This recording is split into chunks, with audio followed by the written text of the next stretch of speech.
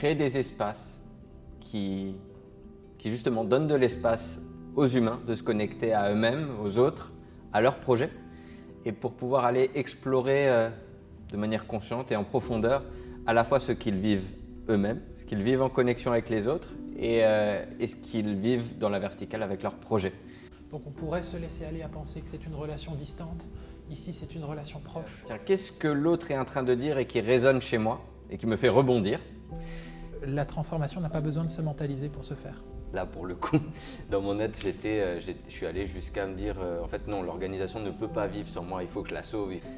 L'idée de ces espaces, c'est avant tout de pouvoir répondre à peut-être des freins, des blocages dans une entreprise, dans une équipe, et de pouvoir aller l'explorer d'une autre manière, d'une manière décalée, d'une manière vivante. Et cette vulnérabilité et de mettre en avant et de porter notre attention sur le lien et sur le sens et sur l'humain, c'est pour moi ce qui reste là encore très présent et c'est ce qu'on essaye d'insuffler. On a l'analyste mental qui s'est déplacé juste à côté du burn-out et il y a selon ce que toi tu mets derrière ce mot. Les deux sont pertinents et c'est la rencontre entre les deux qui forme quelque chose. D'essayer de créer un pont et de marcher ensemble sur ce pont et d'inviter des dirigeants et des entreprises et des organisations et des institutions sur ce pont qui vise à explorer les dynamiques sous-jacentes qui vont conditionner nos blocages. Il y a une solitude, comment on trouve du soutien? Est-ce que c'est par le projet? Est-ce que c'est par nos interrelations?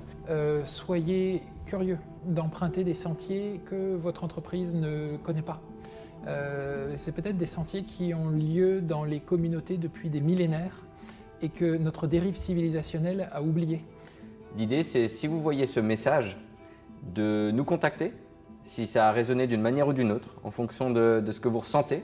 Si vous avez cette intuition qu'il y a quelque chose à trouver, prenons le temps d'échanger sur les enjeux que vous rencontrez et de voir quelles sont les opportunités que pourrait offrir à la fois ce projet qu'on mène avec Stéphane et ce binôme.